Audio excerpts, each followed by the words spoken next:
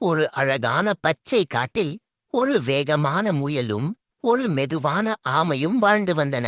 முயல் சிரித்து கூறியது, நான் தான் ரொம்ப வேகமானவன். அதற்கு ஆமை அமைதியாக சொன்னது, வாங்க ஒரு ஓட்டப்பந்தயம் போடலாம். ரெடி, ஸ்டெடி, கோ!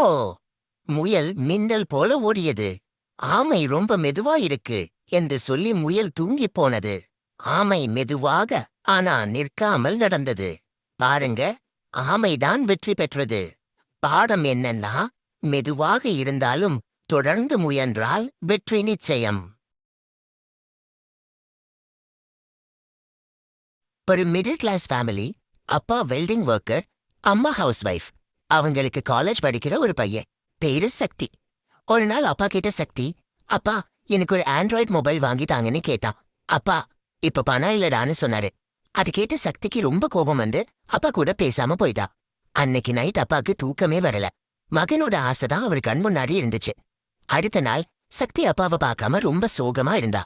அப்பா அவர் வேலை செய்யற ஓனர் கிட்ட கொஞ்சம் பணம் கேட்டாரு. ஓனரும் அவருக்கு பணம் கொடுத்தாரு. ஒரு மொபைல் ஷாப்க்கு போய் மொபைல் வாங்கினாரு. ஈவினிங் வீட்டுக்கு போய் அந்த மொபைல சக்தி கையில கொடுத்தாரு. சக்தியால அழுகைய கண்ட்ரோல் பண்ண முடியல. அப்பா என்ன மன்னிச்சிடுங்க அப்பான்னு சொன்னா. அப்பா சக்தி கிட்ட, உன்னோட ஆசைதான் எனக்கு முக்கியம், உனக்காக என்ன வேணாலும் செய்வேன்னு சொன்னாரு. குட்டீஸ், அப்பா அம்மா நம்ம கிட்ட ஸ்ட்ரிக்டா இருந்தாலும் அதுலயும் லவ் இருக்கும். சோ அவங்கள எப்பவும் ஹர்ட் பண்ணாதீங்க. நம்ம காட்டோட ராஜா சிங்கம் நல்லா டயர்டாയി தூங்கிட்டு இருந்தாரு. அப்போ ஒரு குட்டி எலி வந்து அவர் மேல நல்லா ஜம்ப் பண்ணி விளையாடுச்சு.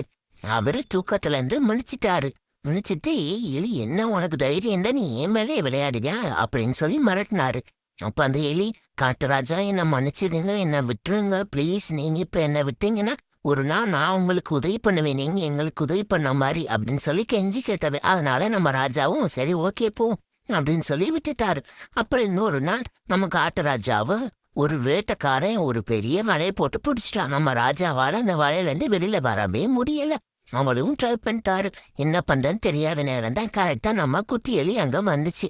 வந்துட்டு, ராஜா நீங்க இதை மாட்டிக்கிட்டீங்களா, நான் உங்களுக்கு உதவி பண்றேன், அன்னைக்கு நீங்க எனக்கு உதவி பண்ணீங்களே, இப்ப நான் உங்களை இதுல இருந்து விடுவிக்கிறேன்னு சொல்லிட்டு அவரோட வலியை கொஞ்சம் கொஞ்சமா கடிச்சு அவளை ஃப்ரீ பண்ணி விட்டுச்சு. ஃப்ரீ பண்ணோன்னே இப்ப 2 பேரும் நல்ல ஃப்ரெண்ட்ஸ் ஆகிட்டாங்க. நீங்களும் மத்தவங்களுக்கு இதே மாதிரி ஹெல்ப் பண்ணுங்க, ஓகே குட்டிஸ்?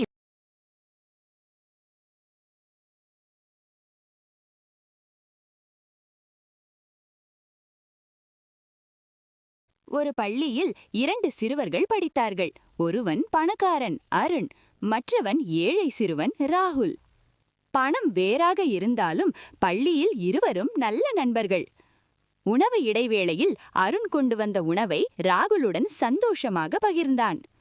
ராகுல் கிழிந்த மற்றும் மிகவும் மோசமான நிலையிலுள்ள புத்தகங்களை வைத்திருந்தான். ராகுலுக்கு நல்ல புத்தகம் வாங்க பணமில்லை.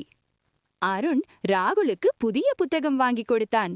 ராகுல் கடின முயற்சியுடன் படித்து வகுப்பில் முதல் மாணவனாக வந்தான். அருணுக்கு நன்றி கூறினான். அப்பொழுது அருண் சொன்னான், நட்புக்கு பணம் தேவையில்லை. உண்மையான நட்பு மனதை மட்டுமே பார்க்கும். உண்மையான நட்பு மனதை மட்டுமே பார்க்கும். என்ன குட்டீஸ், நீங்களும் உங்க ஃப்ரெண்ட்ஸ்க்கு இது மாதிரி ஹெல்ப் பண்ணுவீங்க தானே?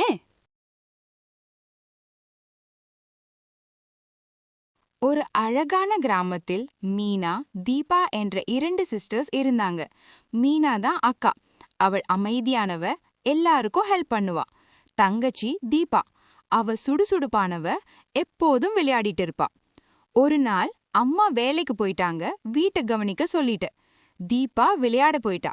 மீனா வீட்டை சுத்தம் செஞ்சுட்டு இருந்தா. அப்போ திடீர்னு மழை வந்துடுச்சு. வீட்டுக்குள் தண்ணீர் புகுந்துடுச்சு. அப்போது தீபா பயந்தா. மீனா அவளை கட்டிப்பிடித்து, பயப்படாத, நாம சேர்ந்து சமாளிப்போன்னு சொன்னா. 2 பேரும் சேர்ந்து வீட்ல இருக்கிற தண்ணிய வெளியே எடுத்து ஊத்தினாங்க. யார் ஹெல்ப் இல்லாம நாமளும் ஒன்னு சேர்ந்தா எவ்ளோ பெரிய பிரச்சனை வந்தாலும் சமாளிக்கலாம்னு தெரிஞ்சுக்கோங்க குட்டீஸ். இது மாதிரி குட்டி ஸ்டோரிஸ் டெய்லி வேணுமா? அப்போ நம்ம சேனலை ஃபாலோ பண்ணிக்கோங்க. பாய்.